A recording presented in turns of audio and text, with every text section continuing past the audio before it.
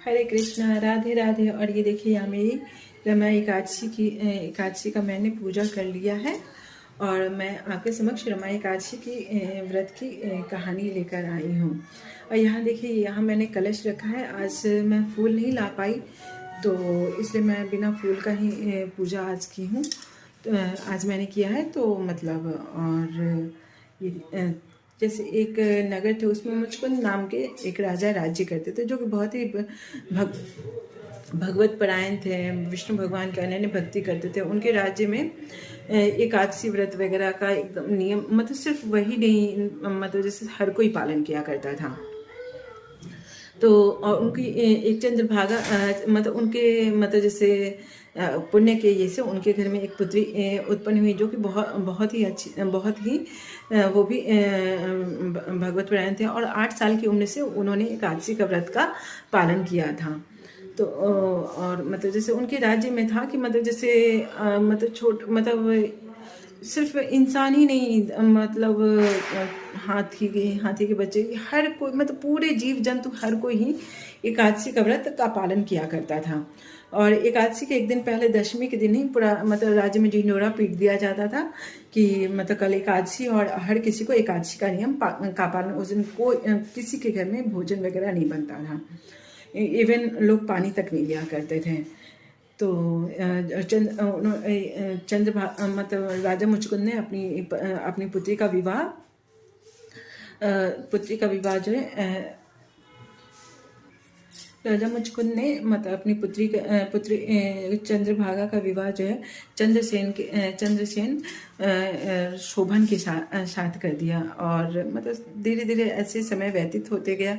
फिर जो शोभन थे वो अपनी पत्नी के साथ अपने ससुर के घर आए, और मतलब जैसे आए, और दूसरे दिन जो थी वो एकादशी थी। तो एकादशी के दिन मतलब वैसे ही ढिंढोरा वगैरह पिटवाया जा रहा था। तो उन्होंने चंद्रभागा से पूछा कि प्रिय ये क्या हो रहा है। तो उस पर चंद्रभागा ने बताया कि हमारे जो पिताजी जो हैं वो पूरे राज्य में ढिंढोरा पिटवा रहे कि एकादशी के दिन कोई भी भोजन नहीं करेगा, इवन जीव जंतु हर कोई एकादशी के व्रत का पालन करेगा, कोई खाना वगैरह इवन जल तक नहीं लेंगे।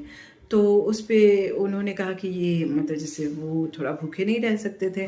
तो उस पर उन्होंने कहा कि ये कैसे होगा। तो उस पर चंद्रभागा ने कहा कि नहीं, आपको भी करना पड़ेगा, क्योंकि नहीं तो फिर पूरे राज्य में जगहसाई होने लगेगी। तो उस पर उन्होंने कहा कि ठीक है, कि मैं मतलब जैसे जो भी व्रत का पालन होगा मैं करूँगा। फिर चूँकि वो भूखे रह नहीं सकते, उन्होंने मतलब जैसे वो बहुत दुखी हो रहे थे, क्योंकि उनसे भूख बर्दाश्त नहीं हो रहा था। और शाम की पूजा वगैरह ये सब करते हुए, क्योंकि उन्होंने वो कोई उन्होंने आस्था नहीं रखा, क्योंकि ये एक मतलब नियम था कि वहाँ उस भोजन बनेगा ही नहीं। तो एक लोक लाज की लज्जा से उन्होंने वो एकादशी व्रत का जैसे तैसे करके पालन किया। और रात्रि होते होते सुबह मतलब जैसे उनके जो है उनका प्राणांत हो गया। वो मतलब जैसे व्रत को सही से नहीं कर पाए। तो मतलब जैसे राजा ने जो भी उनके अंत्येष्टि वगैरह होती है वो सब कर दिया। और मतलब जैसे उसके बाद फिर चंद्रभागा जो है अपने पिता के ही घर रहने लगी। तो अचानक एक बार सोम शर्मा एक ऋषि थे। वो चलते चलते अचानक उन्हें वो वही चंद्रभागा के पति और राजा मुचकुंद के दामाद दिखाई दिए। बोले कि अरे ये तो मतलब बहुत बहुत सुंदर नगरी में राजा की तरह विराजमान थे। और जस्ट उनका जो वो नगर था मंदराचल पर्वत के पास था, और वो मतलब कुबेर की तरह वो उनका राज्य, उनका जो भवन है वो पूरा शोभायमान हो रहा था। तो उस पर उन्होंने शोभन के पास जाकर कहा कि ये सब कैसे हुआ। तो उस पर उन्होंने कहा कि मैंने रमा एकादशी व्रत का पालन किया, मतलब मैंने सिर्फ व्रत किया था, पालन तो मैंने मन से नहीं किया था। तो इस व्रत के प्रभाव से मुझे ये सब प्राप्त हुआ। पर चूंकि मैंने एकादशी का व्रत मन से नहीं किया था, दुखी होके किया था, तो इस कारण ये जो है ना, कुछ टाइम के बाद ये पूरा भवन वगैरह, ये राज्य वगैरह जो है वो खत्म हो जाएगा। कि मतलब, तो उस पे वो मतलब जैसे बोलते हैं कि ठीक है। और फिर वो अपने पत्नी और मतलब पूरे राज्य सभी का कुशल क्षेम पूछते हैं। फिर सोम शर्मा जो है वो मुचुकुंद के पास आते हैं और उनसे और उनकी बेटी से उनको सारी बातों से अवगत कराते हैं। तो उस पर जो चंद्रभागा थी वो मतलब जैसे बोली कि मुझे अपने पति के पास जाना है। तो उस पर वो मतलब उनको लेकर गए और चूंकि उन्होंने मतलब एकादशी के व्रत का नियम पूर्वक पालन किया था। और सोम शर्मा जो है चंद्रभागा को लेकर लेकर मुनि वामदेव के आश्रम में पहुंचे।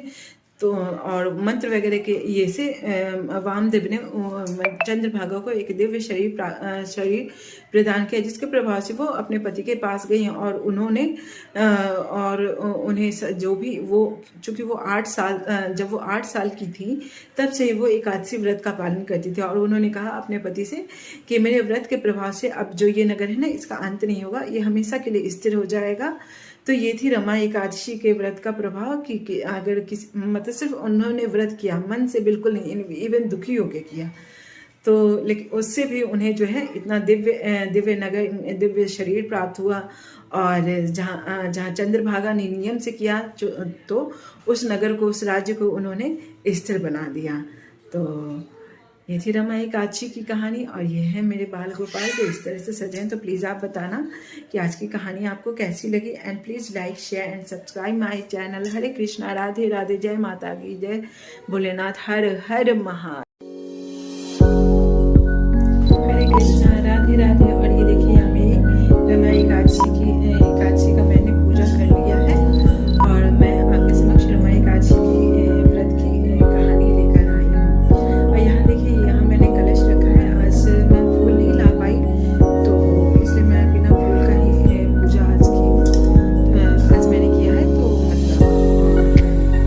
मतलब जैसे एक नगर थे, उसमें मुचकुंद नाम के एक राजा राज्य करते थे, जो बहुत ही भगवत परायण थे, विष्णु भगवान की अनन्य भक्ति करते थे। उनके राज्य में एकादशी व्रत वगैरह का एकदम नियम, मतलब सिर्फ वही नहीं, मतलब जैसे हर कोई पालन किया करता था।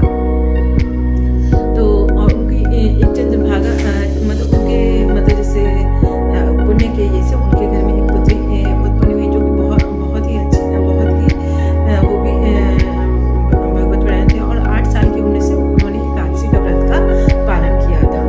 तो और मतलब जैसे उनके राज्य में था कि मतलब जैसे मतलब सिर्फ इंसान ही नहीं, मतलब हाथी के बच्चे, हर कोई, मतलब पूरे जीव जंतु, हर कोई ही एकादशी का व्रत का पालन किया करता था। और एकादशी के एक दिन पहले, दशमी के दिन ही पूरा मतलब राज्य में ढिंढोरा पीट दिया जाता था कि मतलब कल एकादशी, और हर किसी को एकादशी का नियम पालन का पालन, किसी के घर में भोजन वगैरह नहीं बनता है, इवन लोग पानी तक नहीं लिया करते थे। तो चंद्रभागा मतलब राजा मुचकुंद ने अपनी पुत्री का विवाह जो है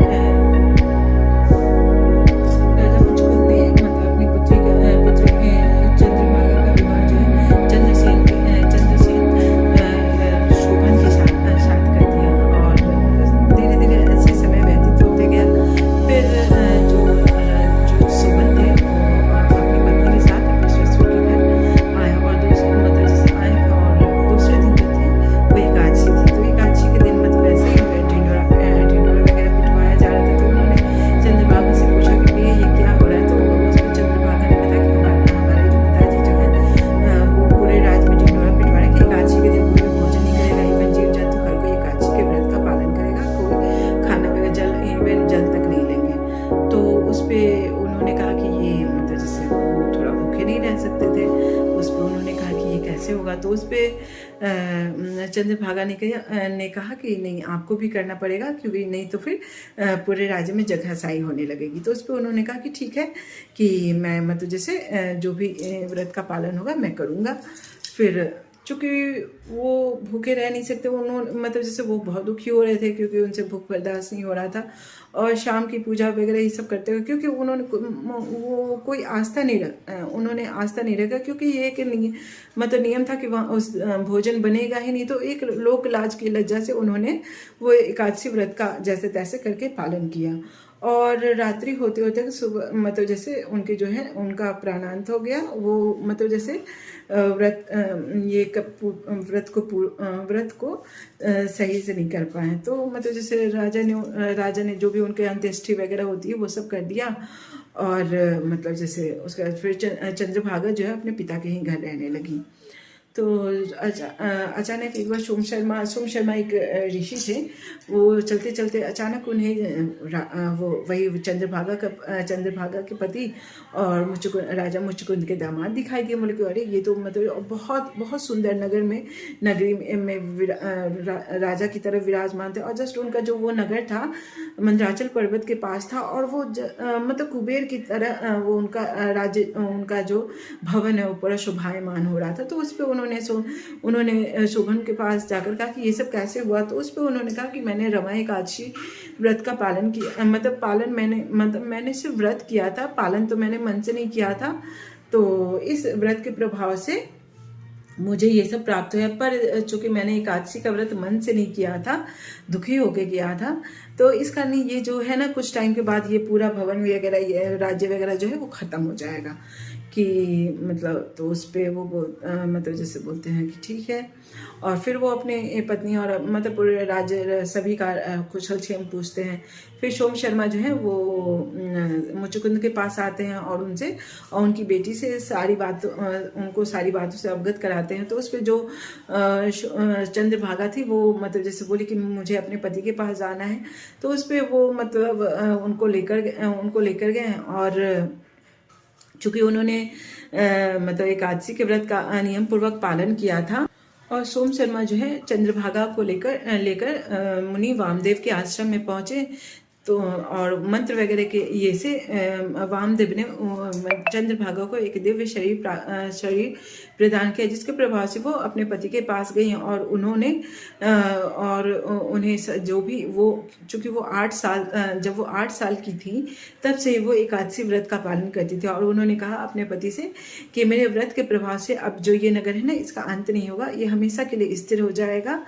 तो ये थी रमा एकादशी के व्रत का प्रभाव कि अगर किसी मतलब सिर्फ उन्होंने व्रत किया, मन से बिल्कुल नहीं, इवन दुखी होके किया, तो लेकिन उससे भी उन्हें जो है इतना दिव्य शरीर प्राप्त हुआ। और जहाँ चंद्रभागा ने नियम से किया तो उस नगर को, उस राज्य को उन्होंने स्थिर बना दिया। तो ये थी रमा एकादशी की कहानी। और ये है मेरे बाल गोपाल जो इस तरह से सजे हैं। तो प्लीज़ आप बताना कि आज की कहानी आपको कैसी लगी। And please like share and subscribe my channel. Hare Krishna, Radhe Radhe, जय माता की जय, भोलेनाथ, हर हर महादेव।